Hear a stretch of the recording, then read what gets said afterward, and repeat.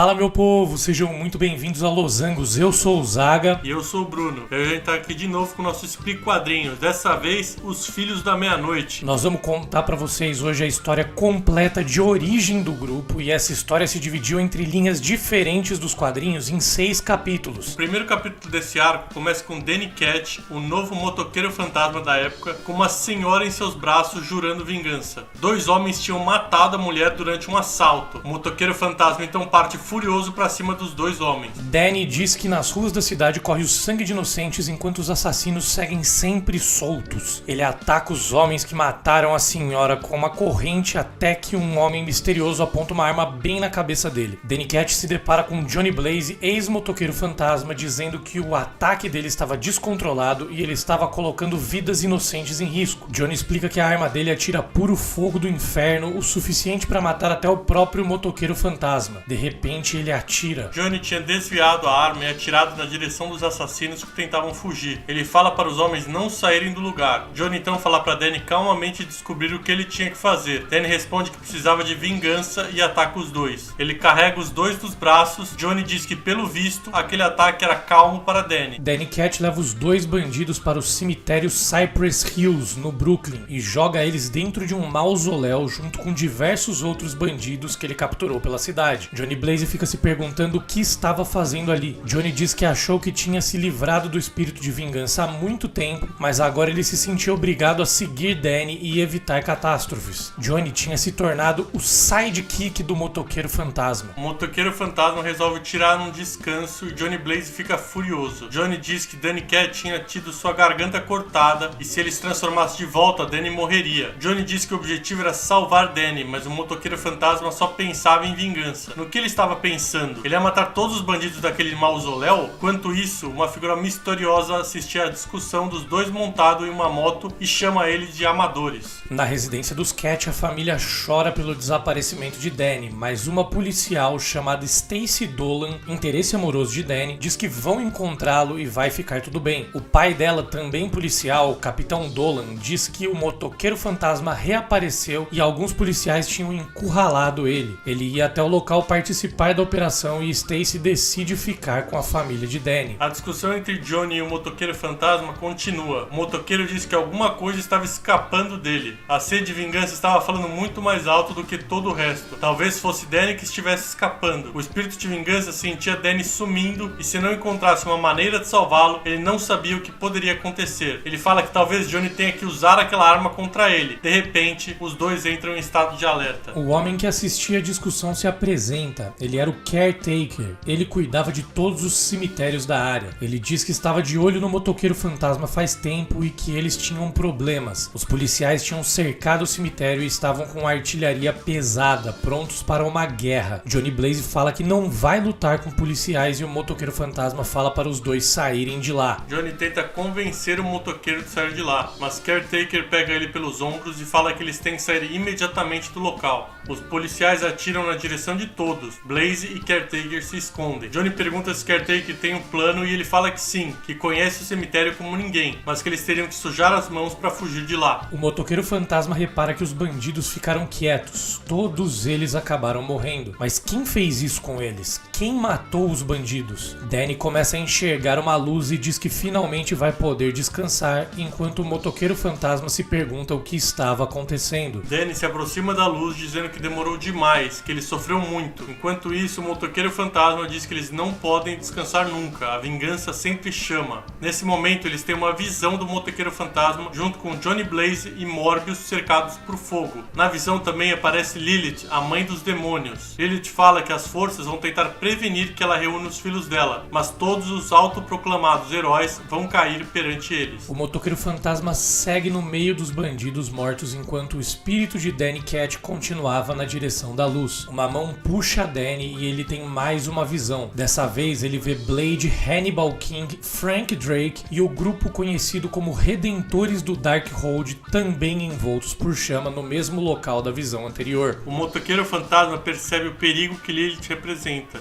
Ele dá de cara com Blackout, o homem que cortou a garganta de Danny Cat, e Mr. Stern, outro vilão que tinha ficado preso naquele mausoléu. Os dois tinham unido forças e pretendiam se vingar do motoqueiro fantasma. Eles queriam matá-lo. O espírito de onde Danny Cat era torturado por Lilith. Ele consegue fugir atravessando o portal da luz e indo para longe, mas Lilith promete que vai aparecer. A mãe dos demônios diz que ele pode fugir à vontade, mas no fim ele vai acabar tendo que se submeter ao poder dela. Ela vai aparecer muito em breve na Terra e ninguém vai conseguir impedir os planos dela. Dois vilões seguem atacando o motoqueiro fantasma, que não reagia porque estava em uma espécie de transe. Ele fala o nome de Lilith. Blackout também era um dos herdeiros de Lilith. Ao ouvir o nome dela, ele fica confuso. Mr. Stern então resolve fugir antes que Blackout esquecesse da trégua entre eles e atacasse. Quando Stern abre a porta do mausoléu, ele dá de cara com os policiais. O tenente Bad Lino diz que eles queriam um motoqueiro fantasma. Stern fecha a porta rapidamente e diz que eles não teriam chance contra tantos policiais, mas ele tinha um compromisso importante e precisava dar um jeito de sair dali. Blackout diz que também tem um compromisso importante, provavelmente seria uma reunião familiar. Blackout pega Stern nos braços e resolve atravessar a polícia correndo, dizendo que era a hora deles partirem. Badlino manda os agentes da SWAT irem atrás dos dois que fugiam, enquanto a equipe dele entraria para lidar com o motoqueiro fantasma. Quando ele entra no mausoléu, vê o motoqueiro fantasma estirado no chão e acredita que ele estaria morto, mas fala que o crânio dele ficaria muito bom na parede do escritório. De repente, ele toma um golpe com uma pá. Era Caretaker, que bloqueia a entrada do mausoléu. Caretaker e Johnny Blaze tinham entrado no mausoléu por um buraco e pretendiam salvar o motoqueiro fantasma saindo pelo mesmo lugar de onde vieram. Alguns minutos depois, os três aparecem do outro lado do cemitério. O motoqueiro fantasma desperta e começa a falar de Lilith e dos filhos dela, os Lilin. Eles tinham que ser parados. O motoqueiro diz que aquele era um mal maior do que qualquer outro que a Terra já tinha visto no último milênio. Quando eles estão fugindo do cemitério, encontram Blackout tentando roubar uma moto. Blackout diz que nada mais importa, que ela estava vindo e ela daria tudo o que ele quisesse. Johnny Blaze fica furioso, achando que Blackout tinha matado Dan e atira, mas o motoqueiro fantasma desvia a arma. O motoqueiro explica que Dan não estava morto, que eles tinham que servir a vingança e não virarem assassinos. Dan ainda poderia ser salvo. Enquanto discutiam, Blackout foge. Eles também decidem fugir e esperar até que a situação se acalmasse. Quando Johnny e o motoqueiro fantasma fogem, Caretaker aparece conversando com alguém. Ele diz que os dois não eram suficientes, mas que a figura misteriosa estava certa. Lilith estava mesmo voltando. A figura misteriosa se revela e descobrimos que era o Doutor Estranho. Estranho diz que os dois ajudariam, mas ele também tinha outros em mente para a missão, e se ele não estivesse enganado, eles todos iam se encontrar em breve. O primeiro capítulo desse arco termina com Caretaker pedindo para Doutor Estranho mantê-lo informado dos desdobramentos dessa história. No início do capítulo 2, vemos Johnny Blaze e o motoqueiro fantasma lado a lado com suas motos místicas. Johnny fica se perguntando como foi parar nessa situação e diz que tem uma família e não vai morrer nas ruas de Nova York sendo perseguido pela polícia. Ele atira em uma das viaturas, esquecendo que a arma dele continha o fogo do inferno. Então ele e o motoqueiro fantasma correm para salvar os policiais, que eram inocentes e não poderiam morrer pelas mãos deles. Alguns minutos depois, Johnny e o motoqueiro fantasma conversam no topo da ponte do Brooklyn. O espírito de vingança conta que viu pelos olhos de Dan que sangue inocente seria derramado, que Lilith estava voltando e teriam que pará-la. Johnny diz que Dan estava morto e que talvez ele devesse matar o motoqueiro fantasma antes que ele o arrastasse de volta para um passado que ele estava tentando esquecer. Johnny desiste, fala que nunca mais vai usar o fogo do inferno de novo, nem contra o motoqueiro fantasma, e joga a arma para longe, mas o motoqueiro pega a arma com suas correntes e devolve para Johnny, dizendo que ele precisaria dela. Johnny fala que duvida das visões do espírito de vingança, mas o motoqueiro fala que consegue sentir a dor de Johnny Blaze. O motoqueiro fantasma então faz com que Johnny também veja as visões que ele tinha visto. Johnny cai da ponte e é resgatado pelo motoqueiro. Ele passa a acreditar no que o motoqueiro fantasma estava falando para ele e diz que Lilith precisava ser parada. Mas antes, Johnny precisava passar em casa e decidir se iria se envolver ou não na batalha. Enquanto isso, do norte da Groenlândia, na Terra do Sol da Meia-Noite, Lilith consegue escapar de sua prisão, a carcaça de um Leviatã. Leviatã, para quem não sabe, são aqueles monstros gigantes Chitauri que parecem baleias voadoras que apareceram na Batalha de Nova York no primeiro Vingadores, também em Vingadores Ultimato. Dois cientistas estavam lá para examinar o Leviatã e Lilith, a mãe dos demônios, mata ambos. Lilith fala que ficou presa por muito tempo e agora era a hora de ver o que o futuro reservava. Ela vê os filhos dela mortos pelas mãos daqueles que ela via nos sonhos dela e fica furiosa. Lilith decide que os seres que matariam os filhos dela teriam que morrer antes de se tornarem um grupo. Ela chama pelos filhos, os Lilin, e encontra Pilgrim, um dos filhos dela que tem o poder de se teletransportar. Juntos, os dois decidem procurar pelos outros filhos de Lilith e reuni-los antes da reunião do grupo que iria enfrentá-los. Johnny Blaze e Motoqueiro Fantasma se encontram em uma feira em Rhode Island. Eles sentem que algo estava estranho ali. Eles são atacados por alguns homens e logo a briga se encerra porque um deles reconhece Johnny Blaze. Johnny era o chefe deles. Ele fala para os homens ficarem de olho no Motoqueiro Fantasma enquanto ele vai encontrar a família dele. Johnny chega no trailer onde a esposa morava com os filhos e percebe que todos os trailers ali estavam estacionados como se estivessem esperando um ataque. Ele encontra Roxanne e pergunta sobre os filhos. Blaze encontra os filhos dormindo tranquilamente. Ele abre um cofre para pegar munição e armamentos e Roxanne pergunta o que tinha de errado. Johnny diz que não é nada que ele queria que ela se envolvesse. Talvez nem ele quisesse estar envolvido. De toda forma, eles iriam conversar sobre isso pela manhã. Em Nova York, Lilith e Pilgrim conversavam. Lilith diz que o mundo mudou muito e pergunta por que Pilgrim era o único que tinha respondido ao chamado dela. Pilgrim diz que quando ela foi aprisionada, os filhos se espalharam por várias dimensões. Alguns foram mortos e outros passaram a se esconder.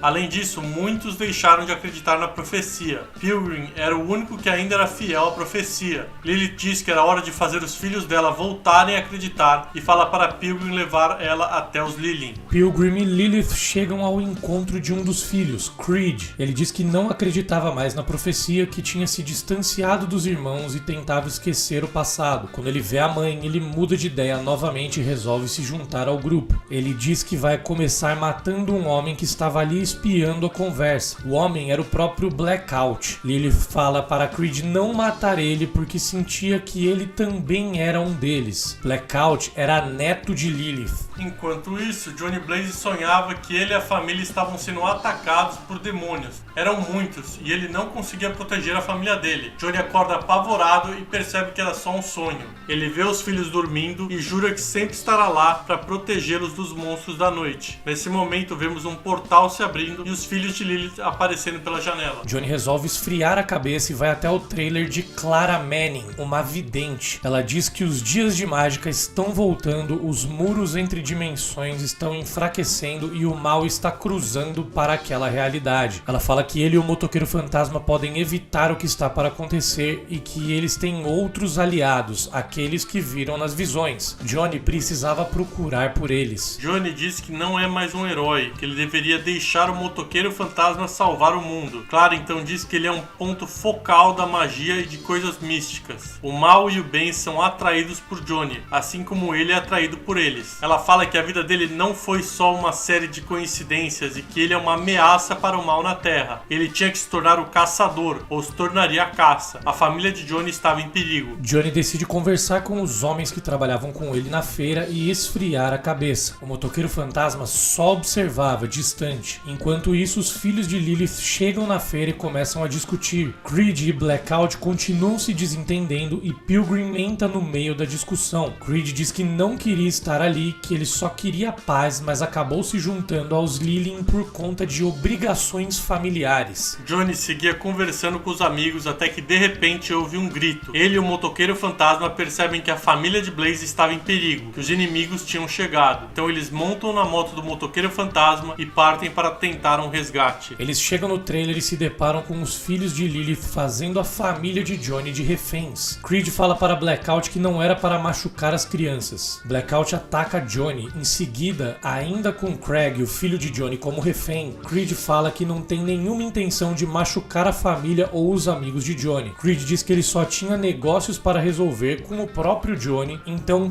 Pilgrim conjura um portal. Eles levam Craig pelo portal e desaparecem, dizendo que estavam esperando por Johnny Blaze e Motoqueiro Fantasma. Diversos dos amigos de Johnny dizem que iriam junto, mas Johnny responde que não vai mais colocar eles em risco. Só ele e o Motoqueiro Fantasma iriam atrás dos filhos de Lilith. Os demônios se perguntam como os dois iriam encontrá-los. Creed diz que Blaze os encontraria, que ele tinha habilidades que nem ele sabia que tinha. Os dois chegam e atacam os Lilin. Creed diz que eles dois e os aliados eram uma ameaça para Lilith, mas que só um deles precisaria morrer para que o grupo deixasse de ser essa ameaça. Johnny fala para soltarem o filho dele, que ele se entregaria, mas Blackout não quer soltar Craig. Então Johnny aponta a arma para Creed e fala que eles tiveram a chance deles. Nesse momento, Creed decide que quem morreria seria o motoqueiro fantasma. Ele ataca o espírito de vingança com muito poder. Creed fala para Johnny não se envolver, que eles dois só estavam buscando paz. Matando o motoqueiro fantasma, Creed cumpriria com as obrigações que tinha com a família. Johnny se livraria desse fardo. Os dois sairiam ganhando. Johnny não dá ouvidos e atira. Johnny Blaze fala para Craig correr e se esconder atrás dele. Ele continua atirando o fogo do inferno em Creed, tentando salvar o motoqueiro fantasma. A forma física de Creed acaba sendo destruída e Creed agradece, dizendo que Johnny deu para ele a paz que ele tanto procurava. Blackout tenta atacar Johnny, mas o motoqueiro fantasma, já recuperado, ataca ele com violência. O motoqueiro fantasma diz que a parte humana de Blackout já tinha morrido e o que sobrou morreria pelas mãos do espírito de vingança. Ele dá um chute que manda Blackout voando, mas ele atravessa um dos portais de Pilgrim e desaparece, para desespero do motoqueiro fantasma. Pilgrim chega para conversar com Lilith e conta que os dois tinham sobrevivido. Ele também trouxe a cabeça de Creed. Lilith decide juntar mais demônios para concluir a missão. Johnny Blaze coloca a família no trailer e fala para eles se afastarem dele, que era a única maneira de ficarem seguros. Clara Manning aparece e fala para Johnny Blaze e motoqueiro fantasma que eles deveriam encontrar uma mulher chamada Martine Bancroft em Nova York. Os dois decidem ir atrás de Martine. Então, Clara se vira revelando que Doutor Estranho estava assistindo tudo. Ela pergunta se eles estavam preparados para o que vinha pela frente e Doutor Estranho diz que ele espera muito que sim, pelo bem de todos. Assim termina a segunda parte da história de origem dos Filhos da Meia-Noite. A terceira parte dessa história começa com Morbius fora de controle e sedento por sangue no topo de um prédio durante a noite. Ele sente o cheiro de uma mulher caminhando e percebe que essa mulher poderia saciar os desejos dele. Ele pula do prédio e ataca a mulher. Depois de matar sua sede por sangue, Morbius recupera a consciência e começa a sofrer por ter atacado uma pessoa inocente. Enquanto isso, Lilith e os filhos chegam em um clube gótico que costumava ser uma catedral. Lilith fica encantada com o ambiente malevolente do local. Naquele clube estavam mais filhos dela e eles estavam em uma missão de recrutamento. Lilith acha mais 2 Lilin, Nakota e Fang, e fala para eles se juntarem a ela. Os dois então se curvam perante a mãe. Johnny Blaze e o motoqueiro fantasma chegam em Nova York.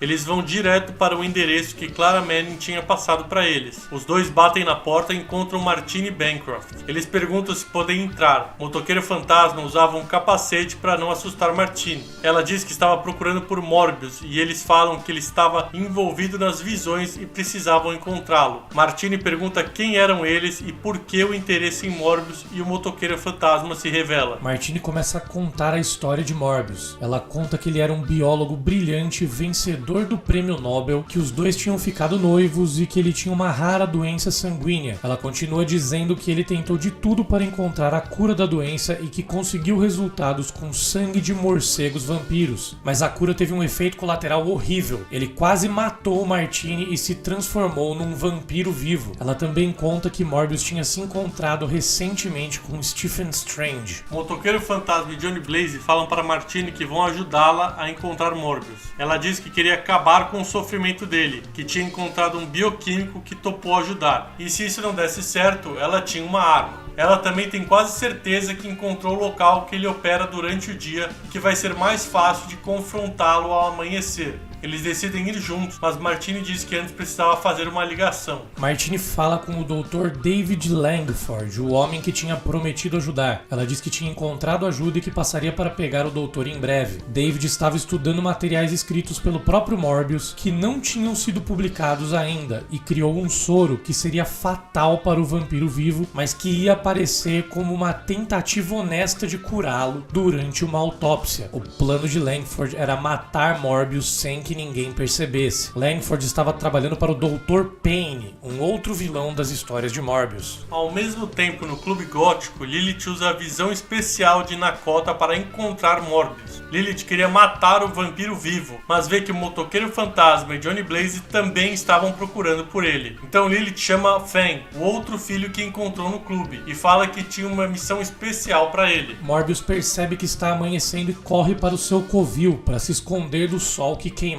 sua pele. Ao mesmo tempo, o grupo liderado pelo motoqueiro fantasma chegava na região e Morbius percebe a chegada deles. O espírito de vingança então diz que ele e Johnny entrariam primeiro no prédio. O Dr. Langford fica assustado com o tipo de pessoas que Martini Bancroft andava. O grupo entra no prédio e começa a procurar por Morbius. Langford começa a imaginar que até Martini teria que morrer também. Morbius passa correndo na frente deles, derrubando uma porta. Michael Morbius fala que não é mais uma presa fácil e fala para todos saírem de lá, ou ele não seria responsável pelas ações dele. Nesse momento ele vê Martini e pede para ela não olhar para ele. Morbius tenta fugir, mas o motoqueiro fantasma pega ele pela perna usando a corrente. Eles falam que vão levar Morbius ao laboratório para tratamento. Enquanto isso, Fang invade o laboratório do Dr. Langford e coloca seu próprio sangue no soro. O sangue de demônio seria um veneno terrível em circunstâncias normais, mas aquela não era uma situação normal e ninguém tinha avisado isso para Fang. Com a ação dele, Fang tornou o soro completamente imprevisível. Um tempo depois, Langford começa o tratamento em Morbius. Ele estava trabalhando para prevenir infecções, o que era curioso, porque ele estava prestes a matar o homem. No entanto, ele tinha que manter as aparências, não poderia parecer que ele estava mal intencionado. Martini fala para Morbius que logo tudo iria ficar bem e Langford pede para todos deixarem o local que ele iria começar o procedimento. Langford percebe que o soro tinha mudado de cor e acha estranho. De toda forma, ele resolve continuar com o procedimento. Morbius começa a gritar, sofrer mutações, transformações a nível celular. Langford começa a se perguntar, dessa vez em voz alta, por que Morbius não estava morrendo. Morbius consegue se desprender e pula pela janela. Martini, motoqueiro fantasma e Johnny Blaze entram no quarto e perguntam o que tinha acontecido.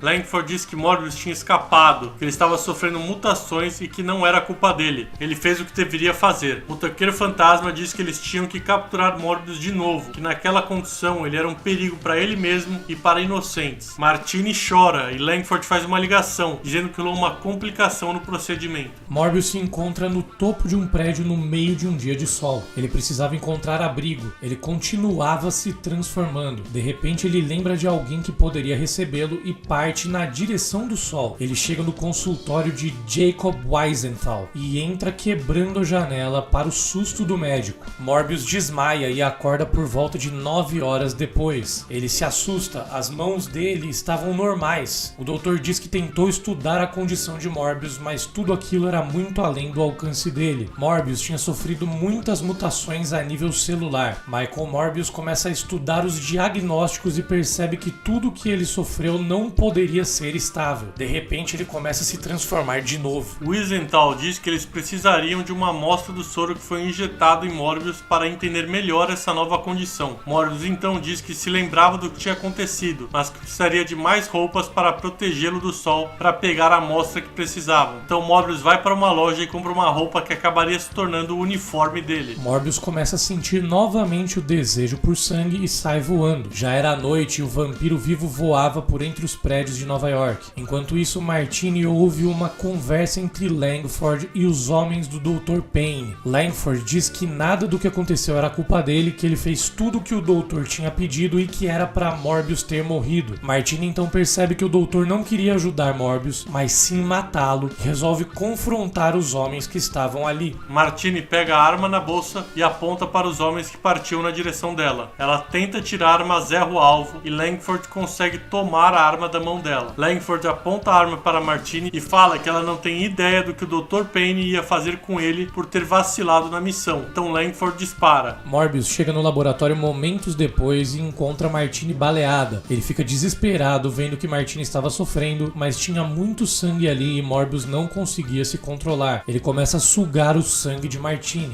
Morbius sofre demais com o remorso de ter bebido o sangue de Martini e jura vingança contra os homens que fizeram isso com ela. De repente, Langford e os homens do Dr. Payne entram no laboratório e se deparam com o vampiro vivo. Morbius Morbius ataca os homens que estavam ali com uma fúria incontrolável. Ele vê um homem armado e pensa que por ele ter uma arma, talvez tivesse sido ele quem atirou em Martini. Mas isso não importava. Ele ia matar todos que estavam ali só para garantir. Morbius derruba todos e começa a caminhar na direção de Langford, que diz que não era culpa dele, que ele só estava se defendendo de Martini, mas que não teve a intenção de matá-la. Morbius diz que Martini sofreu demais, que ela sangrou até a morte e que quando ele chegou já não tinha quase nada mais de sangue ali. Morbius então decide que apesar de ser um monstro, Langford merecia morrer mais do que ele próprio. Ele ataca o cientista, morde o pescoço dele e joga ele pela janela do prédio. Pela primeira vez desde que se tornou vampiro vivo, Morbius não sente remorso por matar alguém. Ele sente alívio. Então ele encontra um Becker com o soro que foi injetado nele. Ele também percebe o fogo no laboratório se expandindo e entrando em contato com o gás. É quase tarde demais, mas Morbius consegue fugir voando no último instante antes da explosão. Morbius derruba o frasco enquanto escapa da explosão, mas o motoqueiro fantasma consegue pegar. O espírito de vingança diz para Johnny Blaze que aconteceram algumas coisas, pelo visto, enquanto eles estavam ausentes. Morbius ordena que o motoqueiro fantasma entregue o Becker, mas o motoqueiro responde que existem forças agindo que eles ainda não compreendem. Então ele pergunta o que tinha acontecido ali. Morbius conta que o soro de Langford foi feito para matá-lo, mas algo deu errado e causou mais mutações nele. Quando Martini descobriu, Langford matou ela. Então Morbius fez com que ele pagasse. O motoqueiro fantasma então decide usar o olhar de penitência para descobrir se Morbius estava mentindo. Eles enxergam todas as vítimas de Morbius gritando por justiça. Morbius fala que o motoqueiro fantasma não mostrou nada pra ele além do que ele já sabia. O motoqueiro fantasma diz que Morbius tem uma dívida com ele e que ele não poderia mais deixar que Morbius bebesse o sangue de inocentes. Morbius então faz um juramento. Se ele beber sangue, vai ser dos culpados, dos corruptos, daqueles que merecem morrer. O motoqueiro fantasma aceita e diz que se Morbius seguir outro caminho, os dois vão se encontrar novamente. Enquanto isso, Lilith estava furiosa porque mais um dos mortais tinham escapado com vida dos atentados dos demônios. Ela diz que isso não poderia continuar assim, mas essa vingança teria que esperar. Certo agora era ela ir atrás de outra pessoa que também faria parte da equipe que derrotaria ela, uma pessoa muito menos poderosa que Morbius. Ela pede então para Nakota mostrar o paradeiro de Victoria Montesi. A terceira parte se encerra com o repórter Ben Urich no Clarim Diário falando para Joe Robertson sobre um corpo não identificado de uma mulher que foi encontrado sem sangue nenhum. Peter Parker ouve a conversa e deduz que só podia ser obra de Morbius e que ele teria que fazer algo a respeito, mas como Homem-Aranha. Mas isso não entra no arco dos Filhos da Meia-Noite, então não vamos ver esse embate nessa história. Fica para outras edições dos quadrinhos do Morbius. A história do capítulo 4 é sobre o Darkhold, o livro proibido. Esse quadrinho se inicia com um anão entregando um envelope preto para um homem chamado Donald J. Walsh. Depois de entregar o envelope, o anão desaparece misteriosamente. Horas depois, Donald chega em casa e pergunta para a esposa Zephyr se ela estava em casa. A esposa de Donald pega uma arma e começa a perguntar se aquela carta era de alguma das amantes dele. Ela diz que não aguentava mais sofrer nas mãos de Donald e atira, mas o corpo dele começa a produzir vermes que atacam a mulher e entram pela boca dela, fazendo ela engasgar e morrer instantaneamente. Em Roma, encontramos Vicky Montesi almoçando com uma amiga, Nash. A amiga pergunta se estava tudo bem, alegando que Vicky estava muito avoada e não prestava atenção em nada. Vicky pergunta se Nash não tinha a impressão que espaguete era uma comida que tinha aparência meio nojenta. Vicky estava um pouco preocupada, ela realmente não conseguia prestar atenção nas coisas já fazia algum tempo. Um supervisor de Vicky que trabalhava com ela em um hospital aparece e começa a discutir com ela. Vicky diz que não estava em expediente e que não precisava aguentar os desaforos do homem fora do trabalho. O homem então tenta agredir Victoria, mas recebe um golpe no rosto. Era Nash, a amiga de Vicky, pro resgate. As duas correm para casa. Vicky diz que a vida dela iria virar um pesadelo, mas ela não se importava. Ela gostou de ver o supervisor tendo o que merece. Vicky diz que elas deveriam fazer isso mais vezes, mas Nash diz que tentou ensinar Vicky a lutar várias vezes e sem sucesso. As duas chegam na entrada do apartamento delas. Quando elas abrem a porta, uma explosão acontece. Vicky tenta fugir correndo quando percebe um ser soltando os mesmos vermes que tinham saído de Donald Walsh. Depois de um tempo, Vicky acorda no hospital. O pai dela, Vittorio Montesi, do Vaticano, conta para o agente da Interpol, Sam Buchanan, que a família deles era responsável há várias gerações por proteger o Darkhold, o livro dos pecados, e que provavelmente o ataque a Vicky tinha a ver com o livro. Vittorio diz que atualmente o Darkhold está sob os cuidados de um americano, mas por ser dever da família, em breve Vicky teria que assumir esse compromisso. Vicky diz que não faria isso. O pai dela fica bravo, perguntando por que ela sempre tinha que confrontá-lo. Vicky diz que por muitos motivos, principalmente porque ele tinha ressentimento por ela não ter nascido homem para continuar as tradições da família. Nesse momento ela começa a enxergar os três como se estivessem deformados e exalando aqueles vermes. Sam Buchanan se apresenta para Vicky. Ela diz que não poderia ajudá-lo e então se lembra do que aconteceu e pergunta se Nash estava bem. O médico diz que a mente dela estava intacta, mas o corpo tinha sofrido bastante. Vicky se irrita e manda todos saírem do quarto. Sam diz que não acredita no papo místico do pai de Vicky, mas alguém acredita e está disposto a matá-la por isso. Ele tinha sido designado pela própria Interpol a pedido do Vaticano para cuidar de Vicky. Ao mesmo tempo, em Nova York, Johnny Blaze encontra com a professora Louise Hastings. Blaze diz que quando leu que Louise estava consultando no caso de Donald Walsh, ele sabia que tinha que falar com ela. Na verdade, era com outra pessoa que ela tinha que falar. Louise Hastings entra com Johnny Blaze em um beco e logo reconhece Zaratos, o espírito de vingança conhecido como Motoqueiro Fantasma. O Motoqueiro Fantasma fala para Louise Hastings que ela tinha aparecido na visão dele. Ele diz que Lilith tinha voltado para reunir os filhos dela e causar o caos naquele mundo. Se Louise estava na visão, provavelmente ela também seria alvo de Lilith. Então o Motoqueiro Fantasma fala que ela e os outros que apareceram na visão estariam correndo sério perigo. Uma enfermeira vai checar se estava tudo bem com Vicky e acaba sendo assassinada por um ninja, que percebe que Vicky não estava na cama. Ela tinha deixado um urso de pelúcia no lugar dela e estava dando uma volta. Ela fica com a sensação que estava sendo seguida e tenta fazer uma ligação, mas é atacada por outro ninja. Ela consegue se defender golpeando o ninja com o telefone e tenta fugir correndo. Outro ninja apontava uma arma para ela, mas ele é baleado de repente. Sam Buchanan aparece e diz que estava seguindo Vicky desde o hospital. Diversos outros ninjas aparecem. Vicky fala que aqueles eram os Darkholders, um culto que adorava o livro que o pai dela tanto falava, mas ela nunca acreditou que eles existiam. Sam e Vicky batalham contra os ninjas. Vicky usa o golpe que Nash tinha dado no supervisor dela para derrubar um deles. Vicky então diz que sentia que todas as respostas estavam em Nova York e que eles deveriam ir para lá, mas antes ela teria que cuidar dos ferimentos dos ninjas, porque era médica e tinha o dever de ajudá-los. Sam diz que não tinham tempo para isso e que as autoridades chegariam logo,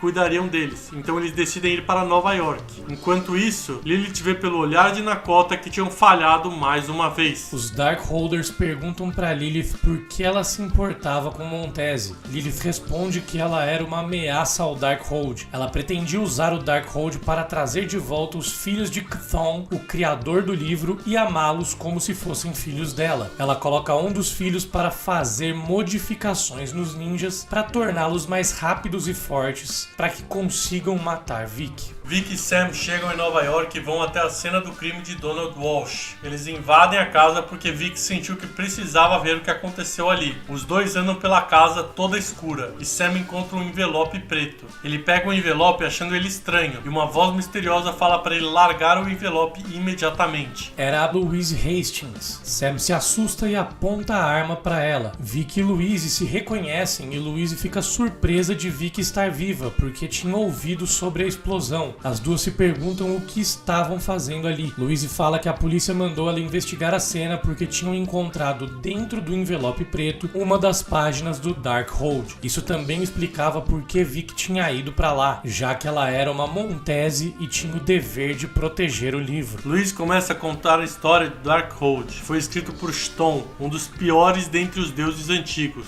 Na era medieval, as páginas do livro tinham sido rasgadas e espalhadas para diminuir os poderes dele, mas recentemente a maior parte dele foi encontrada e recriaram quase todo o livro. No entanto, algumas páginas ainda não tinham sido encontradas. Ela traduziu aquela página que viram e descobriu que era um feitiço de imortalidade, mas na forma de um enxame de vermes. Nesse momento, um verme cai na cara de Sam. Eles olham para cima e se deparam com uma figura deformada, exalando vermes. A criatura diz que precisava de ajuda, precisava se sentir vivo. Ele começa a soltar vermes em Sam e Vicky, enquanto Louise Louise acende a luz. Nesse momento, Johnny Blaze e o motoqueiro fantasma entram na mansão depois que viram o sinal de Louise acendendo a luz e começam a exterminar os vermes e atacar a figura estranha que se encontrava na casa. A figura era Donald Walsh. Ele fala que os dois iam pagar pelo que estavam fazendo. Ele começa a tomar forma novamente para fugir. Sam tenta se livrar dos vermes, mas Louise diz que tem uma ideia melhor. Eles prendem os vermes em um pote e mandam Walsh se formar de novo. O rosto de Walsh se forma e ele começa a contar tudo o que aconteceu, sob a ameaça da arma de fogo do inferno de Blaze. Ele diz que recebeu a visita de um anão miserável que entregou o envelope preto para ele. Ele não conseguia ler nada do que estava escrito e mesmo assim começou a falar as palavras do feitiço. Uma entidade ouviu as palavras e apareceu oferecendo imortalidade para ele. Ele aceitou e se tornou aquela pilha de vermes. Walsh continua dizendo que não pode ser morto, que juntos os vermes são indestrutíveis e separados teriam que matar cada um deles sem sobrar nenhum. Lilith aparece comemorando, dizendo que esses vermes deixaram os rivais ocupados enquanto os demônios se preparavam para o ataque. O grupo conversa. Vic finalmente estava dormindo. Enquanto isso, Louise foi para uma caminhada. Ela percebe que os ninjas chegaram, corre para o hotel e fala que chegou a hora de colocar o plano dela em ação. No quarto de Vic, os vermes começaram a se espalhar e já eram suficientes para formar dois Walshes. O motoqueiro fantasma resgata Vic enquanto Walsh começa a se formar novamente. Walsh persegue Vic, que usa uma lata de lixo para golpear a criatura. Ela continua fugindo e Walsh continua indo atrás, até que ele é atropelado por um ônibus. Vic e os outros chegam no parque, onde são recebidos pelos ninjas, atacando de um lado e Lilith com seus filhos aparecendo do outro lado. Sam diz que estava com os ninjas na mira, mas Louise fala para ele não atirar e esperar. O motoqueiro fantasma ataca os ninjas, mas eles aguentam todos os golpes para espanto de todos. Johnny fala para Vic continuar correndo. O motoqueiro fantasma então chama a moto que atropela um dos ninjas. Johnny Blaze percebe que os ninjas não eram humanos. Enquanto isso, Lilith fala para os ninjas esquecerem os motoqueiros e focarem os ataques em Vic. Um dos ninjas atira uma faca que acerta Vic Montesi na perna. Nesse momento, Walsh chega e fala que vai devorá-la. O motoqueiro fantasma decide que não vai mais segurar os golpes, já que os ninjas não eram mais humanos. Lilith fala que é tarde demais e o Walsh começa a envolver Vic nos vermes. Louise avista uma quantidade enorme de pássaros chegando ao local. Os pássaros começam a comer os vermes de Walsh.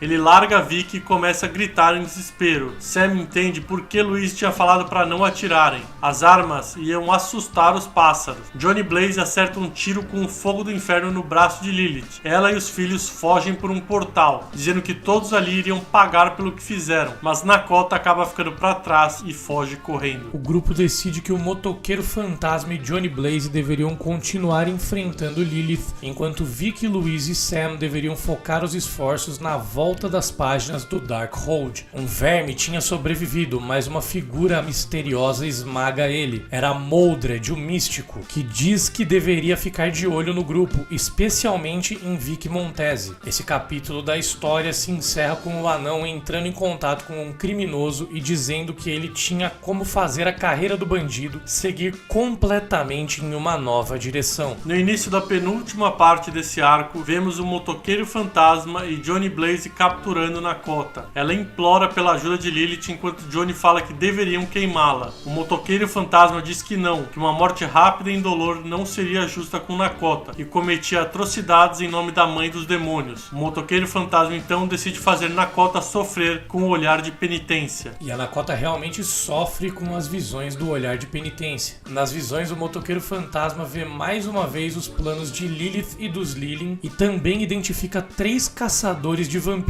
trabalhando juntos em Boston. Eram Blade, Hannibal King e Frank Drake. O espírito de vingança, pela visão, deduz que os 3 são ou aliados ou inimigos, mas ele e Johnny tinham que encontrar os caçadores de vampiros de toda forma. Nakota fica incapacitada e atacada por Johnny Blaze. Blaze fala que os 3 eram bons homens quando os tinham conhecido, então eles tinham que encontrá-los com a mente aberta. O motoqueiro fantasma diz que vão encontrá-los como espírito de vingança. Enquanto isso, Frank Drake tinha pesadelos, mesmo enquanto estava acordado. Ele tinha descoberto que era um descendente do monstro chamado Drácula, e isso aterrorizava o caçador de vampiros. Frank estava com a esposa, Marlene, em um aquário em New England, aproveitando o dia de folga, mas não conseguia se concentrar no momento. Ele estava preocupado com algo. Marlene fala que ele tinha acabado com a vida caçando seres sobrenaturais e agora devia focar nas coisas naturais e bonitas do mundo. De repente, ele tem uma visão de Lilith saindo de dentro de um golfinho no aquário. Frank se concentra e consegue se livrar da visão enquanto mergulhadores checam o golfinho. Estava tudo bem, mas não estava tudo bem com Marlene. Frank se vira e encontra a esposa em estado catatônico. Doutor Estranho estava no meio da multidão e viu a cena toda, sentindo a presença de Lilith, enquanto policiais chegavam para verificar se estava tudo bem ali. Enquanto isso, Blade se encontrava em um hospital psiquiátrico. Durante o Halloween, em uma festa fantasia, Blade tinha tentado enfiar uma estaca de madeira no coração de um adolescente fantasiado de vampiro. Ele só conseguia pensar em caçar vampiros. Os médicos também achavam que a história de vida dele também era mais alucinação, que a mãe dele tinha sido assassinada durante o parto por um vampiro chamado Deacon Frost e a mordida do vampiro na mãe tinha afetado Blade. Mas é legal comentar aqui que essa é realmente a história de origem do Blade, nascido exatamente dessa maneira em 1922 e os médicos só achavam que ele estava delirando com isso. Vemos Doutor Estranho conversando com o médico responsável pelo tratamento de Blade e ordenando que liberasse o paciente imediatamente. Strange pretendia continuar o tratamento por conta própria, o que não agradou nem um pouco o Dr. Wright. Mesmo assim, Estranho disse que era para liberar Blade sem fazer perguntas. Blade é liberado, mas recebe pouquíssimos de seus pertences. O homem que libera ele diz que ele não receberia suas armas de volta pelo bem da sociedade e das pessoas ao redor dele. Ele encontra uma carta de um lugar chamado Borderline Investigative Services, a firma onde Blade e Frank Drake trabalhavam com Hannibal King. Quando ele sai do hospital, o Doutor Estranho usa sua magia para devolver todas as armas de Blade para ele, falando que eles serviriam um propósito muito maior. O telefone da Borderline Investigative Service começa a tocar. Um médico misterioso pergunta se Hannibal tinha fechado a firma e Hannibal diz que sim, talvez para sempre. Ele diz que estava difícil tocar a firma sem Blade e Frank. Além disso, a condição dele não estava muito boa. Hannibal também era um vampiro, mas nunca tinha consumido sangue de inocentes, mas agora sentiu desejo por sangue. Ele conta como começou esse desejo por sangue. Algumas semanas atrás, enquanto caminhava pela rua, Hannibal viu uma ciclista ser atropelada. Ele conta que a ambulância chegou rápido, conseguiram salvar a moça, todos saíram de perto, mas ele não conseguiu. Ele não conseguia parar de olhar para o sangue da moça no chão. Ele diz que ficou olhando para a poça de sangue como um viciado e só conseguiu sair quando a chuva veio e lavou a rua. Descobrimos que o médico era ninguém menos que o próprio Doutor Estranho. O Mago Supremo começa a explicar para Hannibal por que ele estava sentindo desejo por sangue. Ele tinha sido salvo pelo Doutor Estranho de uma fórmula criada para erradicar os vampiros, por conta da moralidade dele e por não beber o sangue de inocentes. Mesmo assim, ele continuava sendo um vampiro e sentia desejos por sangue e pele humana, mas não necessariamente tinha necessidade disso. Um homem chamado Justin Hoyt é perseguido por uma criatura. Era Mitch Market, outro dos filhos da Lilith. Ele resolve sacrificar o homem em homenagem à mãe. Mitch Market enforca Justin na frente de Lilith. Depois ele dá uma manta que tinha feito de presente para a mãe dos demônios, com os rostos dos 9 guerreiros que colocariam os planos dela em risco. Lilith fala que 9 é um número místico e bastava a queda de apenas um deles para ela conseguir concluir os planos dela. Ela diz que o estado da mulher de Frank Drake era o momento ideal para fazerem ele e os parceiros dele atacarem o motoqueiro fantasma e brigando entre si eles não teriam a menor chance. Frank Drake chega na Borderline Investigative Service e encontra Hannibal King e Blade. Eles não parecem muito felizes com a companhia, mas Frank diz que precisava da ajuda deles para entrar em contato com o Doutor Estranho por conta do estado que a mulher dele se encontrava. Os três discutem entre si. Blade diz que Hannibal devia dinheiro. Frank fala para Hannibal para parar de beber durante a conversa. De repente, Lilith aparece, disfarçada de humana, falando que tinha um problema que só os três poderiam resolver. Blade e Hannibal falam que a firma estava fechada, mas Frank fala que deveriam pelo menos escutar. Ele reconheceu a mulher, era a mesma da visão que teve com o golfinho. A mulher diz que o marido dela estava em estado catatônico. pânico. Blade não acredita na mulher, mas Frank imagina que se conseguissem salvar o marido dela, conseguiriam salvar a esposa dele também. Ela diz que para salvá-lo tinham que matar os responsáveis pelo que aconteceu. Hannibal diz que eles não matavam pessoas de jeito nenhum, mas a mulher diz que não eram pessoas, eram demônios. Então ela mostra fotos de Johnny Blaze e do motoqueiro fantasma. Motoqueiro Fantasma e Johnny Blaze chegavam em Boston. Enquanto isso, Hannibal King, Blade e Frank Drake se reuniam no cemitério e discutiam o que fariam com os dois. Eles conheciam o Motoqueiro Fantasma, sabiam que era um demônio e que tinha possuído Johnny Blaze, mas agora eram duas entidades separadas. Eles três eram focados em vampiros, mas o trabalho deles acabou levando os três para o outro lado do sobrenatural. Blade até admite que talvez existissem coisas piores do que vampiros vagando pela noite. Hannibal, Blade e Frank chegam em um laboratório do MIT. Uma mulher chamada Vale usou tecnologia que tinha pegado emprestado de Tony Stark para criar uma arma de Necrotech, uma arma que reagiria a energias ocultas. Frank dá o nome da arma de Linda, em homenagem a Linda Blair, a atriz que participou do filme O Exorcista. Blade vai atrás de suas armas. Algumas eram boas para caçar vampiros, mas não serviriam para aquele momento. Ele começa a explicar a diferença entre cada uma das espadas, mas Frank diz que a obsessão de Blade estava aparecendo de novo. Ele diz que Blade tinha falado que tinham coisas piores do que vampiros na noite, e Blade responde que sim, eles próprios. Johnny Blaze e o motoqueiro fantasma chegam na Borderline Investigative Services e encontram um papel preso à porta com uma faca, dizendo para encontrarem eles na velha igreja do norte. Johnny fala que não dá para saber se é um local seguro para se encontrarem ou se é uma emboscada. O motoqueiro fantasma temia que Lilith já tivesse chegado até eles e feito eles de presa, e diz que se for o caso eles seriam vingados. Marlene acorda no hospital. Doutor Estranho estava no local no momento e se retira, entendendo que aquilo tinha sido uma artimanha de Lilith. Blade, Hannibal King e Frank Drake esperavam pelos dois na igreja, preparando a emboscada.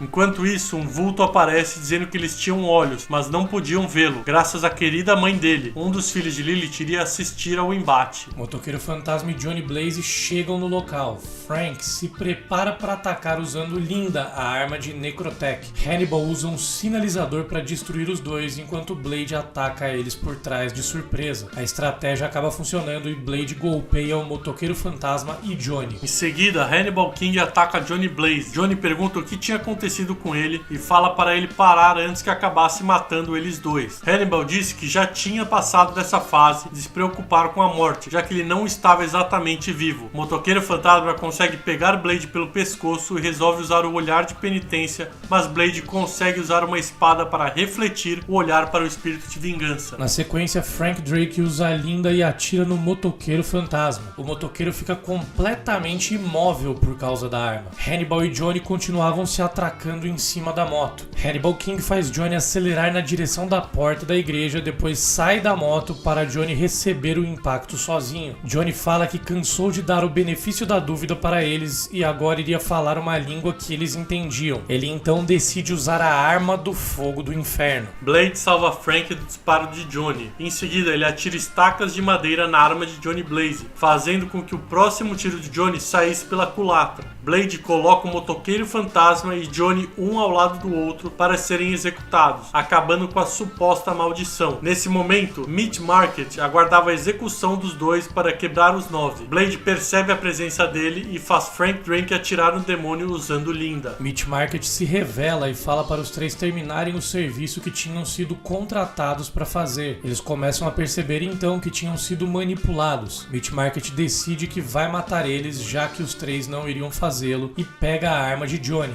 Blade fala para Frank acabar com ele, mas Hannibal diz que não há necessidade. Então Hannibal convoca uma praga de ratos para devorar o demônio. Os ratos começam a se alimentar do corpo de Meat Market, que grita para pararem e chama pela mãe. E Blade então ergue sua espada com fúria no olhar. Enquanto isso, Doutor Estranho e Lilith assistiam a tudo. Lilith fala para Estranho admitir que queria medir forças com ela, mas Estranho responde que não faria faria isso, porque o embate entre eles enfraqueceria mais ainda a realidade e ajudaria Lilith a trazer os filhos presos em outras dimensões para aquela. Lilith então vê que os três tinham percebido a manipulação e que Meat Market estava morto. Ela fica furiosa e fala para Doutor Estranho que aquilo só estava começando. Todos se reúnem depois da batalha. O motoqueiro fantasma parte e Johnny Blaze fala que estava aliviado que perceberam o erro deles. Blade, Hannibal e Frank dizem que não foi um erro, que apenas estavam dando uma trégua porque Lilith era uma ameaça maior, mas que Johnny também era uma ameaça por andar com o motoqueiro fantasma e eles não permitiriam que seres sobrenaturais ameaçassem pessoas inocentes. Johnny fala que eles estavam soando como fanáticos, mas eles respondem que a noite não é mais segura para seres como Johnny e o motoqueiro fantasma. E assim termina o penúltimo capítulo, com os caçadores de vampiros dando uma trégua na batalha em nome do combate contra Lilith, mas ameaçando os espíritos de vingança. Para encerrar a história desse arco, vemos Danny Cat seguindo por um caminho que poucas pessoas vivas percorreram. Ele anda entre a dimensão dos sonhos e dos pesadelos. Dan tenta focar no caminho, mas é bombardeado por imagens dos mortos. Ele era apenas um espírito sem corpo.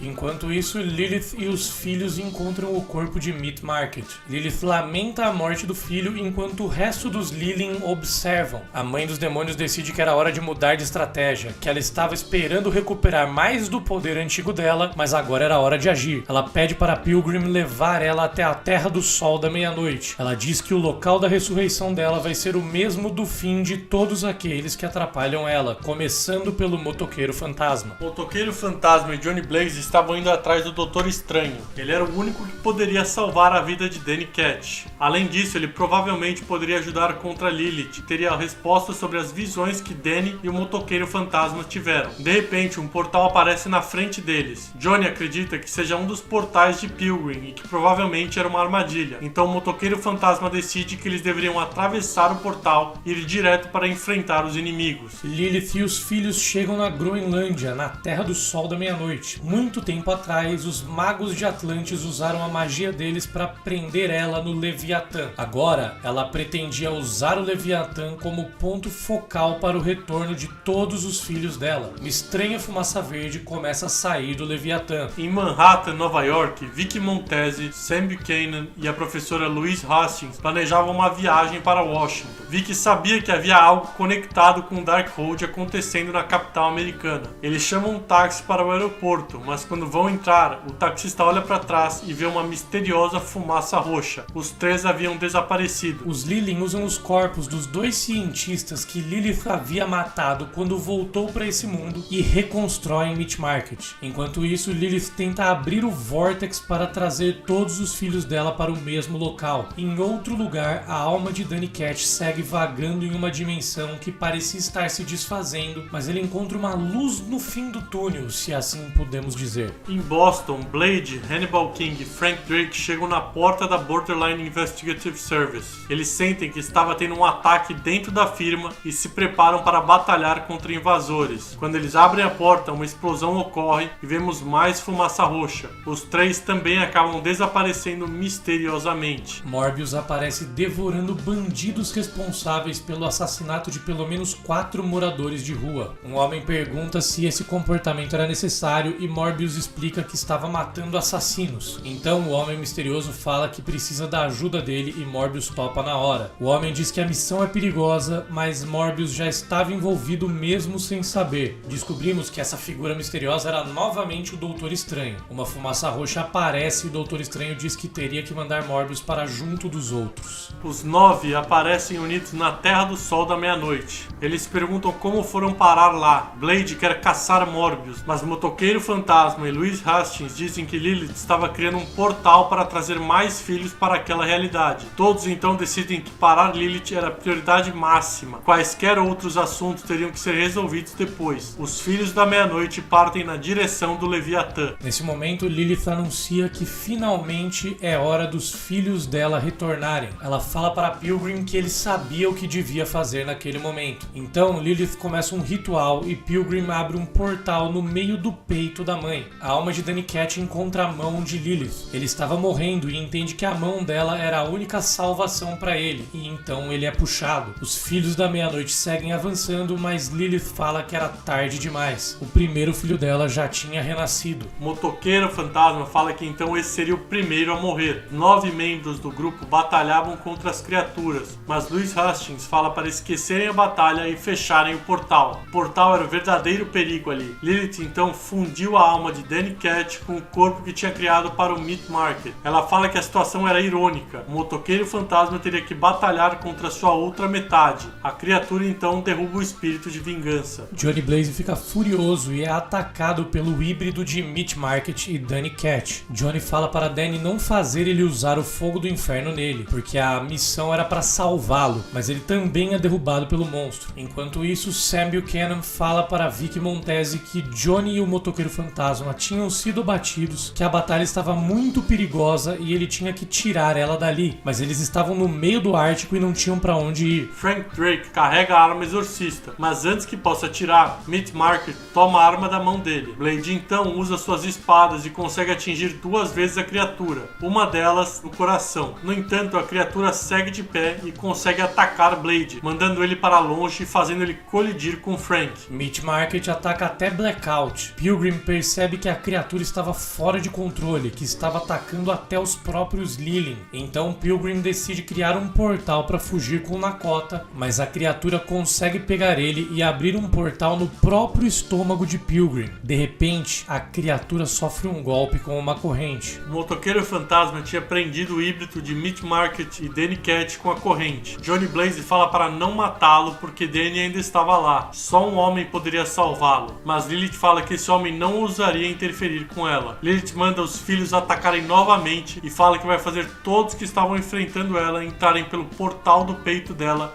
e retornarem como filhos dela. Blade ataca Blackout e fala que aqueles filhos de Lilith já tinham enchido o saco demais. Então o motoqueiro fantasma decide tentar fechar o portal do peito de Lilith e arremessar o monstro no portal, mesmo com Danny ainda fundido com a criatura. Morbius então tenta atacar Lilith por trás, mas é interrompido e acaba mordendo o pescoço de Fang, um dos filhos dela. Morbius reconhece o gosto de sangue de Fang. Ele percebe que foi o sangue dele que foi misturado com o soro que fez ele sofrer mutações. Depois, Blade também tenta pegar Lilith desprevenida, mas Blackout se joga na frente dela. Louise percebe que Lilith estava controlando os filhos para se sacrificarem por ela. Frank Drake então usa a arma de exorcismo e atira no portal. Todos começam a fugir porque o portal ia explodir, mas o motoqueiro fantasma resolve ficar. Ele diz que tem que garantir que Lilith vai morrer para impedir que tudo aquilo aconteça de novo. Ele fala que ele sozinho jamais teria poder para derrotá-la, mas o motoqueiro fantasma fala que não ia usar o poder dele, mas o poder dela. O espírito de vingança pergunta para Lilith o que acontece se ela entrar no próprio portal. Ele força Lilith para dentro dela mesma e uma explosão acontece. O motoqueiro fantasma desaba, mas ele tinha conseguido terminar o serviço. Nesse momento, Blade, Hannibal e Frank decidem atacar Morbius e o motoqueiro fantasma, já que tinham cuidado da principal ameaça e eles eram os próximos na lista deles. Vic fica inconformada com os 3 querendo atacar os parceiros, porque tinham trabalhado juntos, então todos começam a ser envolvidos por portais. Johnny achava que era Pilgrim que estava fazendo isso, mas Morbius explica que não, que era um amigo. Doutor Estranho aparece e explica tudo para Morbius e Johnny Blaze. Ele diz que os 9 eram necessários para derrotar Lilith, que era um número místico. Até Blade e os outros eram necessários, mesmo querendo caçar os outros agora. Doutor Estranho diz que vai lidar com eles, explicar tudo. Johnny pergunta por que o Doutor Estranho, que é tão poderoso, não cuidou disso ele mesmo, e Estranho responde que se ele e Lilith se enfrentassem, mesmo que ele derrotasse ela venceria porque os muros entre dimensões se enfraqueceriam com a colisão do poder deles. Doutor Estranho fala que Lilith finalmente foi derrotada e agora ele precisaria dar um jeito de salvar o motoqueiro fantasma e Danny Cat. Enquanto isso, Nakota acorda e começa a sentir que estava se enfraquecendo, ela ia morrer. Lilith aparece e fala para Nakota que aquela batalha tinha a enfraquecido. Agora ela precisava se nutrir e recuperar forças. Lilith fala para Nakota não resistir, que ela iria devorar a filha para que um dia a filha pudesse renascer e ajudar Lilith com seus planos novamente. Esse arco se encerra com Lilith devorando Nakota e falando que vai se tornar muito mais poderosa para na próxima oportunidade derrotar os Filhos da Meia-Noite. É legal comentar aqui que essa é a história de origem da formação original do grupo. Desde então, diversas mudanças aconteceram na formação da equipe. Hoje em dia, por exemplo, Cavaleiro da Lua, Punho de Ferro e o Aranha Escarlate, pra quem não conhece, é Ben Reilly, um clone do Peter Parker, são todos membros dos Filhos da Meia-Noite, junto com outros personagens como Elsa Bloodstone, Wong, Dr. Voodoo e o Homem-Coisa. O Lobisomem também já fez parte da equipe. Morbius se tornou um líder do grupo e da formação original dos Filhos da Meia-Noite, só Morbius e Blade ainda continuam nos dias atuais. E esse é o arco da ascensão dos Filhos da Meia-Noite, a história de origem do grupo aí. E vocês já sabem, toda primeira quinta-feira do mês às 11 horas da manhã tem um Expliquadrinhos novo aí, explicando um novo grande arco ou saga dos quadrinhos. E no próximo mês, no dia 5 de maio de 2022, às 11 horas da manhã, nós vamos fazer DC vs Marvel segunda edição. Vai ser nossa comemoração de um ano do Expliquadrinhos. Nosso primeiro foi em maio de 2021, comentando a primeira edição de DC vs Marvel. E agora nós vamos contar a segunda parte dessa história, o reencontro de DC vs Marvel, saga dos anos 90 ali, maravilhosa, colocando Super-Homem, Batman junto com Homem-Aranha, Wolverine, enfim, Liga da Justiça, X-Men. Então também aproveito, né, se você não viu ainda a nossa primeira edição, dá uma olhada lá pra já se preparar pro mês que vem, que vai sair a segunda edição de DC vs Marvel. É isso aí, pra você que já é do canal, estamos aqui há um ano, muito obrigado aí pra quem já tá com a gente aí, e você merece essa segunda parte, então estamos fazendo exclusivamente para vocês que são novos, muito bem-vindo, e dá uma clicada e conferida aí no que a gente já tem aqui. E se você assistiu ao vídeo até aqui, eu quero imaginar que você tenha gostado do conteúdo, então aproveito e deixo minha sugestão para você curtir o vídeo, se inscrever no canal e ativar as notificações para ficar esperto sempre que sair um Expliquadrinhos novo ou outro conteúdo. Nós estamos falando sobre tudo sobre Marvel aqui no canal, todas as séries, filmes que vão sair e a história dos personagens, enfim, a gente comenta tudo sobre Marvel, então não esquece de se inscrever no canal para não perder o que vem pela frente ainda esse ano. É isso aí, galera, dá aquele famigerado like aí, se inscreve no canal para você fazer parte dessa grande família que agora vai completar um ano. Valeu, um grande beijo e até a próxima. Falou!